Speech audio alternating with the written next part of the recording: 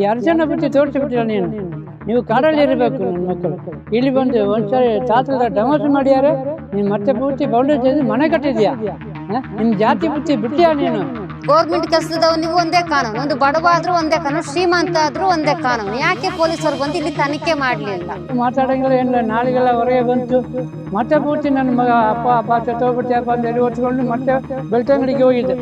ಅಲ್ಲಿ ಹೋದವ್ರನ್ನ ಅವರು ಮತ್ತೆ ಪುನಃ ನಾ ಇಲ್ಲಿ ಸೇರ್ಸಕ್ಕೆ ಆಗಲ್ಲ, ವೆಂಡ್ಲಾಕ್ಕೆ ಹೋಗ್ಬೇಕಂತೇಳಿ ಮತ್ತೆ ಪುನಃ ಅವರು ಆಂಬುಲೆನ್ಸ್ ಕಳಿಸಿಕೊಟ್ರು. ಇವ್ರದೇ ತಪ್ಪು, ಅವನದ ಅವ್ರಿಗೆ ಅದು ತಪ್ಪಿಲ್ಲ ಅಂತೇಳಿ ಸೈನ್ ಮಾಡಿಸ್ಕೊಂಡು ಹೋಗಿದ್ದಾರೆ. ಯಾವ ಜಾತಿ ಬಗ್ಗೆ ಮಾತಾಡಿಲ್ಲ, ಇದನ್ನು ಉಲ್ಲೇಖನ ಮಾಡಲಾಗಿದೆ ಅಂತ. ನಾನು ಅವರಿಗೆ ಹೊಡೆಯಕ್ಕೆ ನಾನು ಬೈಲ್ವಾನ. ನನಗೆ 70-80 ವರ್ಷ ಆಗ್ತಾ ಬಂತು. ಅವನು 28-30 ವರ್ಷ ಹುಡುಗ ಅವನು ಒಂಚೂರು ದೂಡಿ ಬಿಟ್ಟು ನಾನು ಬಿಟ್ಟು ನಾನು ಕೇಳೋದು ಪೊಲೀಸರಿಗೆ ಇಷ್ಟೇ, ನೀವು ಮಾಜೂರು ಮಾಡುವಾಗ ಯಾಕೆ ಇಲ್ಲಿ ಬಂದು ನಮ್ಮನ್ನು ತಂದೆಯನ್ನು ಮಾಜೂರು ಮಾಡ್ಲಿಲ್ಲ ಅಂತ ನಾನು ಕೇಳೋದು. ಹಲಸಿನಮಕ್ಕಿ ಸರ್ಕಲ್ ಅಲ್ಲಿ ಕಾದಿದ್ದಾನೆ.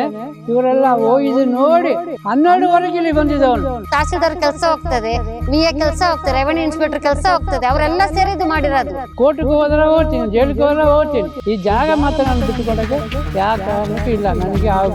ರೆವಿನ್ಯೂ ಇನ್ಸ್ಪೆಕ್ಟರ್ ಕಾಲು ಹಿಡಿದಿದೀವಿ ನಾವು, ಅವತ್ತು ಕಾಲಲ್ಲಿ ಒದ್ದಾರಿಸಿಕೊಂಡು ಹೋದ್ರಿ. ಗೌರ್ಮೆಂಟ್ ಜಾಗ ಅಂತ VAಗೆ ದುಡ್ಡು ಕೊಟ್ಟಿಲ್ಲ. ಒಂದೆರಡಲ್ಲ 80,000 1 ಲಕ್ಷ ಕೊಟ್ಟಿಲ್ಲ. ನಾನು ಕೊಟ್ಟಿದ್ದು 20,000 ಅಷ್ಟೇ. ಬಾಕಿ ದುಡ್ಡು ಕೊಟ್ಟಿಲ್ಲ ಅಂದ್ಕೊಂಡು ಇವನು ಹಿಂಗೆ ಮಾಡಿದ. ಇಡೀ ಆ ತಲೆಯಿಂದ ಈ ತಲೆವರೆಗೆ ಪಾಪಿಗಳವರೆಗೆ ಗೌರ್ಮೆಂಟ್ ಜಾಗ ಎಲ್ಲರ ಮನೆ ನಿಲ್ಲಿಸ್ಲಿ, ನಾವು ಹೋಗ್ತೀವಿ. ಅವಾಗ ಹೆಂಗೊಂಡು ಮಾಡಿಬಿಟ್ರೆ ಸಾಕಿತ್ತಲ್ಲ. ಪೊಲೀಸ್ ಅವ್ರ ಕೈಯಲ್ಲಿ ಅವರು ಆರ್ಡರ್ ಕೊಟ್ಟಿಬಿಟ್ರೆ ಪೊಲೀಸ್ ರಾತ್ರಿನೇ ಎತ್ಕೊಂಡು ಹೋಗ್ತಾರೆ, ರಾತ್ರಿನೇ ಕೊಲೆ ಮಾಡಿಬಿಡ್ತಾರೆ. ಸಿಕ್ಕರಿಗೆ ಬೇಕಾಗಿದೆ ಈ ಜಾಗ. ಆ ಉದ್ದೇಶಕ್ಕೆ ನಮ್ಮ ತಂದೆಗೆ ಇಷ್ಟು. ಅದೇ ತಂದೆ ಅಂದ್ರೆ ನೋಡಿ ಸರ್, ನನ್ನ ಹೆಸರು ಮೇಲೆ ತಂದೆಗೆ ಬಲಿ ಮಾಡಿದ್ದಾರೆ.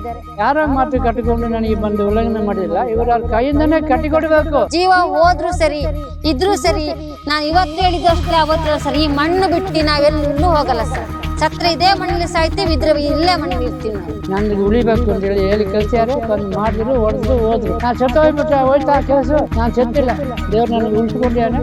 ಇದೇ ಜಾಗದ ಲೈಸೆನ್ಸು ಹಕ್ಕುಪತ್ರ ಮಾಡಿಕೊಟ್ಟು ಬಾಕಿ ಉಳಿದ ಜಾಗವನ್ನು ಅಕ್ರಮ ಸಕ್ರಮ ಮಾಡಿಕೊಳ್ಳ, ಅದಕ್ಕೆ ನಾನು ಒಪ್ಕೊಂತೇನೆ.